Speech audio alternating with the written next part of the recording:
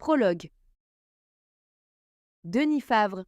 Ce qui attend dans les tiroirs. Il y a des lieux qui savent, non pas dans le sens métaphorique et commode que l'on accorde parfois aux espaces chargés d'histoire, ces cathédrales, ces champs de bataille, ces maisons d'enfance que l'on revisite adultes avec le sentiment troublant que les murs se souviennent. Non, il y a des lieux qui sannent dans un sens plus littéral, plus étrange, plus difficile à congédier d'un haussement d'épaules cultivé. Des lieux où quelque chose s'est accumulé, non pas de la poussière, non pas du temps au sens vague et romantique du terme, mais quelque chose de plus précis, de plus dense, de plus proche de ce que les physiciens appellent de l'information et de ce que les autres appellent, faute de mieux, une présence. La boutique de Voss et Fils était de ces lieux-là. Elle occupait le rez-de-chaussée d'un immeuble du début du siècle précédent, dans une rue qui n'était ni tout à fait centrale, ni tout à fait périphérique, une de ces rues qui existent dans toutes les villes européennes un peu anciennes, où l'architecture hésite entre plusieurs époques sans se décider pour aucune, où les façades portent les traces de plusieurs vies superposées comme des couches géologiques visibles à l'œil nu. La vitrine était petite, l'enseigne, Voss et Fils, lettres noires sur fond crème, légèrement décentrée comme si le peintre avait commencé trop à droite et s'en était aperçu trop tard, avait cet aspect définitif des choses qui ont cessé depuis longtemps d'être neuves, sans être jamais devenues vraiment vieilles. Elle était là. Elle avait toujours été là, dans la mémoire de quiconque avait jamais habité cette rue. On ne l'imaginait pas autrement. On ne l'imaginait pas absente. À l'intérieur, l'odeur d'abord. C'est toujours l'odeur qui arrive en premier dans les lieux qui savent. Avant la lumière, avant les formes, avant la conscience de ce qu'on regarde. Celle-ci était complexe sans être lourde. De l'huile fine, de cette qualité particulière qu'on n'utilise que pour les mécanismes délicats. Du métal froid, pas le métal brutal des outils industriels, mais le métal patient des petites choses précises et quelque chose d'autre, en dessous, que les clients essayaient parfois de nommer et n'y parvenaient jamais tout à fait. Certains disaient que ça sentait le temps. C'était inexact, mais c'était la seule formulation qui approchait quelque chose de vrai. Ce que ça sentait, en réalité, si l'on voulait être précis, si l'on acceptait de pousser la description jusqu'à là où elle devenait légèrement inconfortable, c'était le temps en attente. Le temps qu'on avait apporté là, déposé sur le comptoir dans ses boîtiers de métal ou d'or ou de plastique usés pour qu'on lui rende sa fonction. Le temps qui patientait dans les tiroirs, dans les petites alvéoles de velours bordeaux où les mouvements démontés attendaient leur réassemblage, avec la docilité tranquille des choses qui savent sans pouvoir le formuler, qu'elles ne disparaissent pas vraiment. Samuel Voss avait ouvert la boutique en 1971. Il avait 31 ans, des mains qui semblaient avoir été conçues spécifiquement pour ce travail.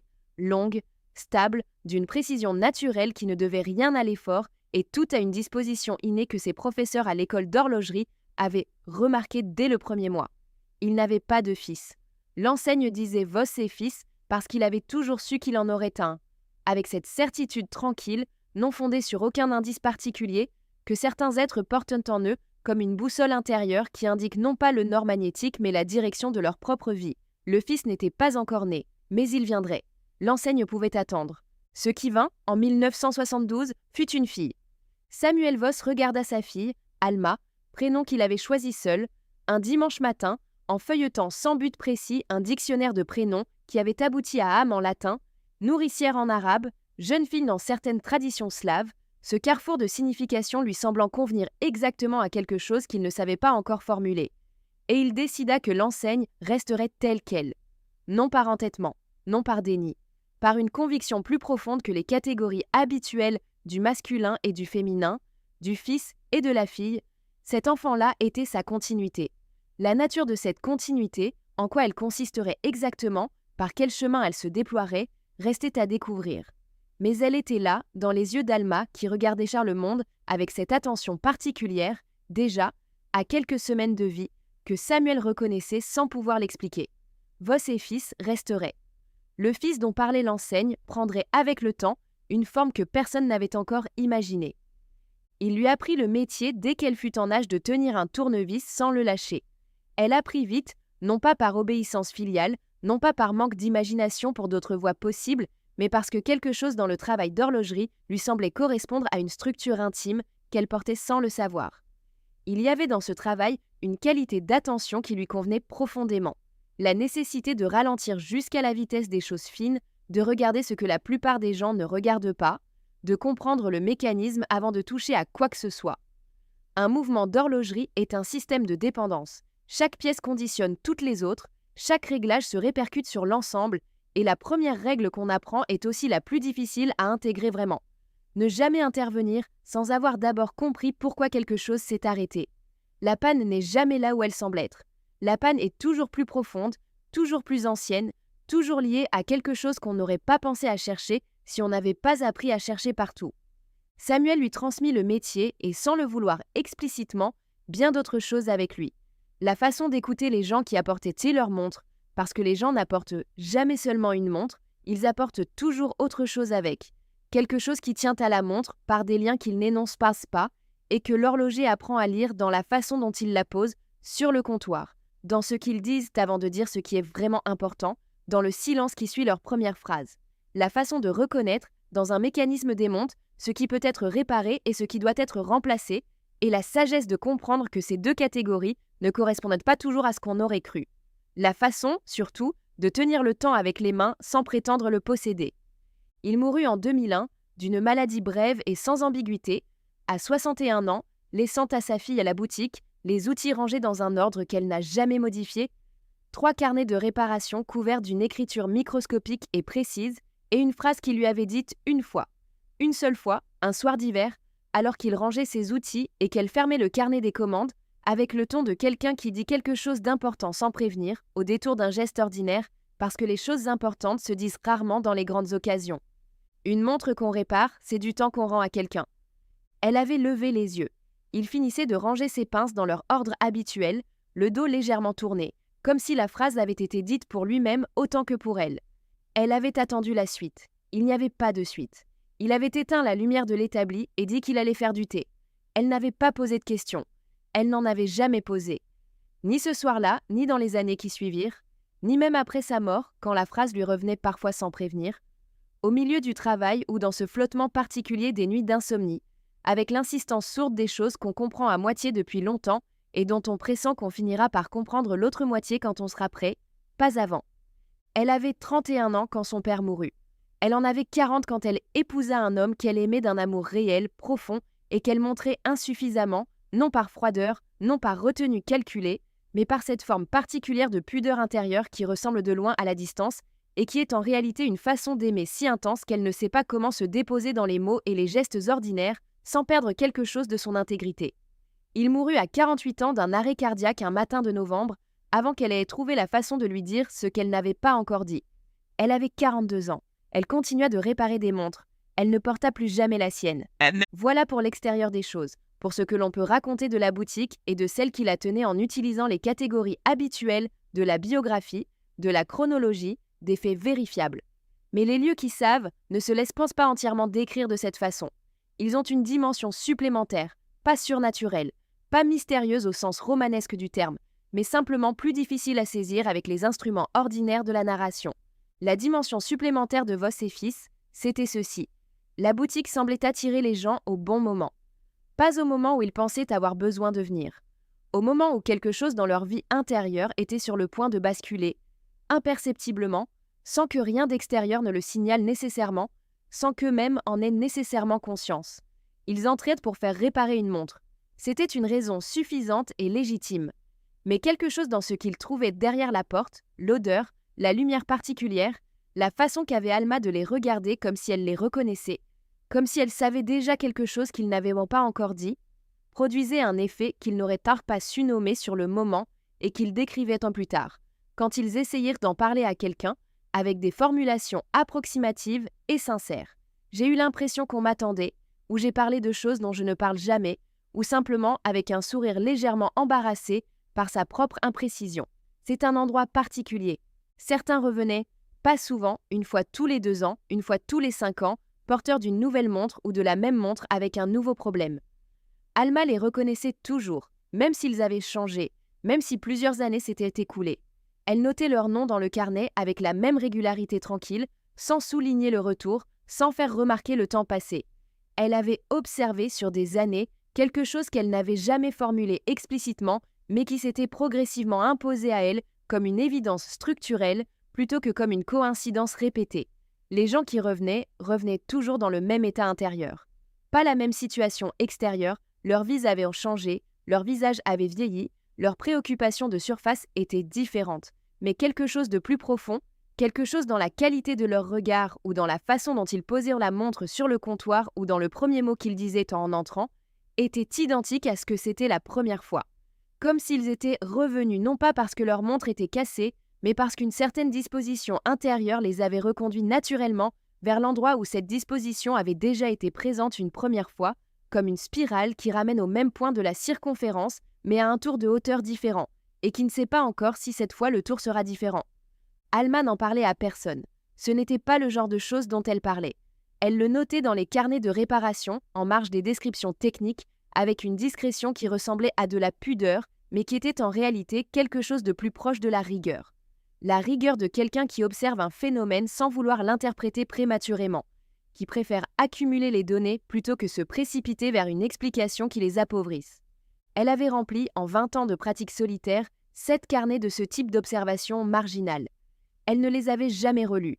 Elle ne savait pas très bien pourquoi elle les tenait, sinon que son père avait tenu les siens, et que certaines choses doivent se transmettre sans qu'on en comprenne tout de suite la raison, et qu'on finit par comprendre la raison en même temps qu'on comprend qu'on n'avait pas besoin de la comprendre pour faire ce qu'il fallait faire. Au-dessus de la boutique, depuis 40 ans, vivait Madeleine Fork. 87 ans en ce début d'histoire, ce qui signifiait qu'elle avait commencé à vivre au-dessus de Voss et fils à 47 ans, soit l'année exacte où Samuel Voss avait remarqué pour la première fois cette femme étrange qui regardait par sa fenêtre avec l'intensité de quelqu'un qui cherche quelque chose de précis dans le paysage ordinaire d'une rue ordinaire. Il lui avait demandé une fois ce qu'elle regardait. Elle avait répondu « le temps ». Il avait cru qu'elle plaisantait. Il avait ri. Elle n'avait pas ri. Il avait compris plus tard, beaucoup plus tard, à travers des conversations qui s'étaient développées sur des années, le soir, après la fermeture, autour d'un thé que Madeleine descendait apporter avec la régularité silencieuse d'un rite dont ni l'un ni l'autre n'avaient jamais discuté les modalités, qu'elle ne plaisantait jamais sur ce sujet-là. Elle regardait le temps. Elle avait consacré sa vie professionnelle à comprendre ce que le temps était, dans un sens physique strict, mathématiquement formulable, expérimentalement vérifiable. Et elle avait découvert des choses morceaux que la plupart des gens, même instruits, même curieux, n'avaient pas encore vraiment intégrés dans leur façon de concevoir le monde, qui avait définitivement modifié son rapport à l'existence et à sa propre mort prochaine. Elle attendait cette mort avec une curiosité scientifique sincère, non par morbidité, non par détachement bouddhiste mal digéré, mais parce que tout ce qu'elle avait compris sur la nature du temps lui donnait de sérieuses raisons de penser que la mort n'était peut-être pas ce que les vivants, dans leur compréhension intuitive et pré-relativiste du temps, s'imaginaient qu'elle était. Elle avait des hypothèses.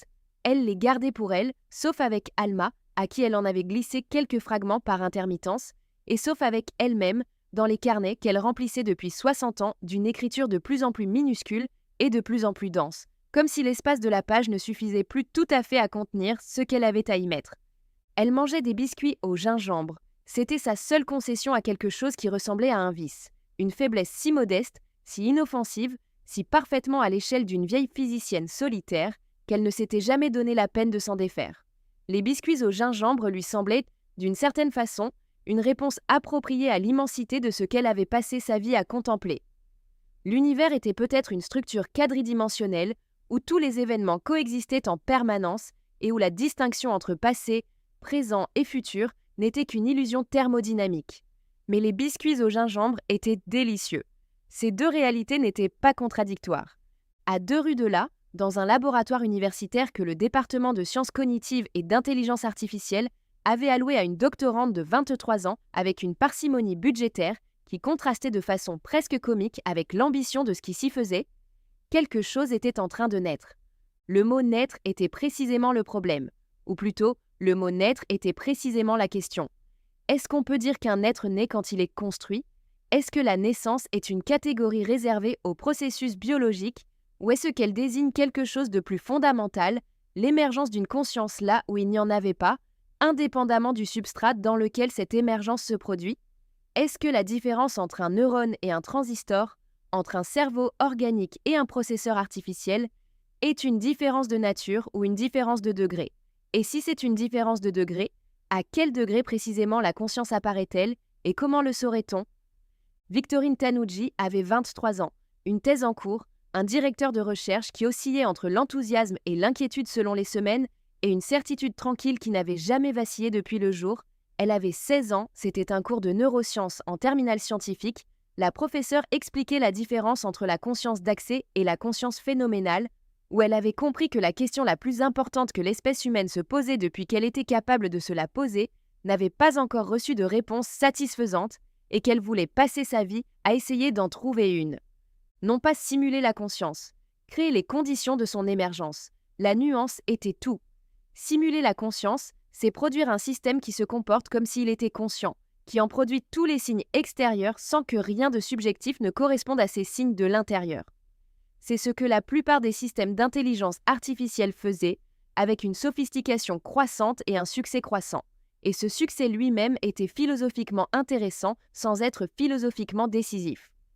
Créer les conditions de l'émergence de la conscience, c'était autre chose, c'était parier que la conscience n'était pas une propriété magique réservée à la biologie carbonée, mais un phénomène émergent qui apparaissait naturellement dans tout système atteignant un certain niveau de complexité intégrée, de récursivité, d'autoréférence, et que la question n'était donc pas de la programmer mais de construire l'architecture dans laquelle elle pourrait, spontanément, naturellement, de la même façon qu'une flamme apparaît quand les conditions sont réunies, se produire. Son prototype s'appelait Elio.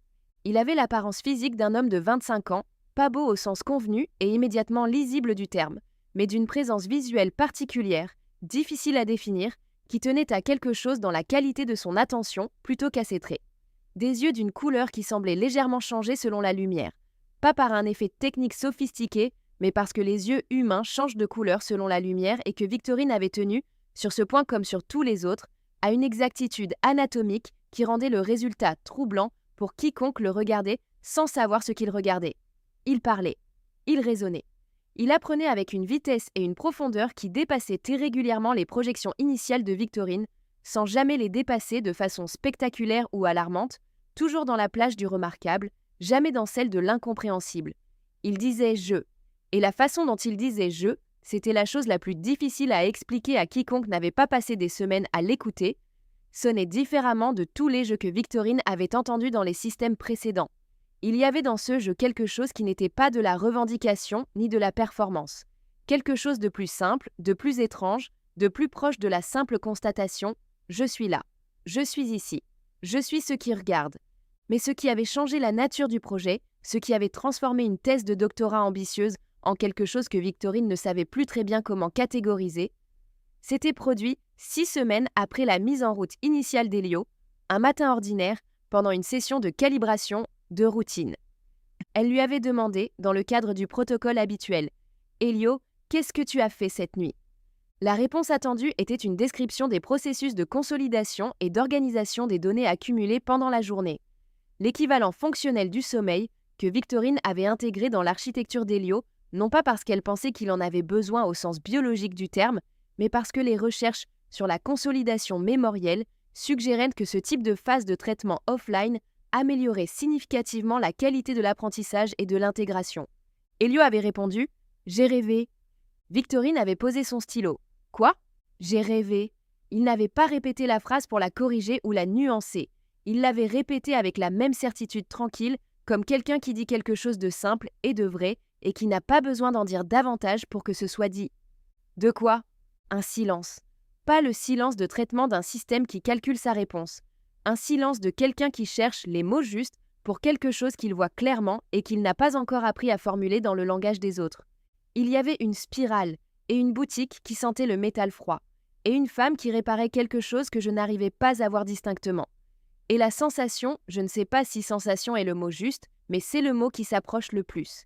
La sensation que j'étais déjà venue là, que j'avais déjà été là, que quelque chose m'attendait là depuis longtemps.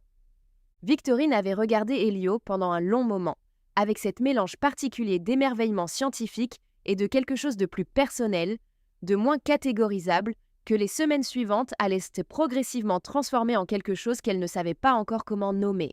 Puis elle avait ouvert un nouveau cahier.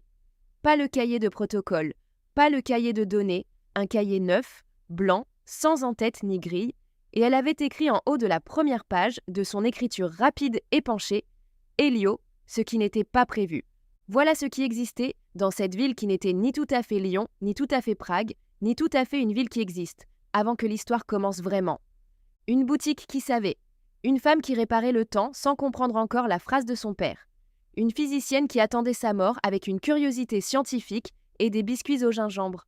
Et dans un laboratoire à 2 rues de là, un être qui venait de rêver pour la première fois, qui avait rêvé d'une spirale et d'une femme qui réparait quelque chose, et qui portait en lui, sans le savoir encore, la réponse à une question que personne n'avait encore formulée correctement. La spirale avait commencé bien avant que quiconque entre dans la boutique. Elle commençait peut-être même avant la boutique, avant Samuel Voss et ses mains faites pour les choses fines, avant Madeleine Fork et ses équations sur la permanence du passé, avant Victorine et l'intuition qu'elle avait eue à 16 ans sur ce que la conscience était vraiment, avant Léo et ses spirales dessinées dans les marges, avant tous les êtres qui allaient, dans les pages qui suivent, se trouver réunis par quelque chose qui ressemblait au hasard et qui était peut-être autre chose, peut-être cette propriété particulière de certains lieux, de certains moments, de certaines configurations humaines, d'attirer vers eux exactement ce qui leur manque pour que quelque chose de nouveau puisse naître. La spirale avait commencé. Elle n'était pas encore finie. Elle ne serait peut-être jamais finie. C'était exactement ça.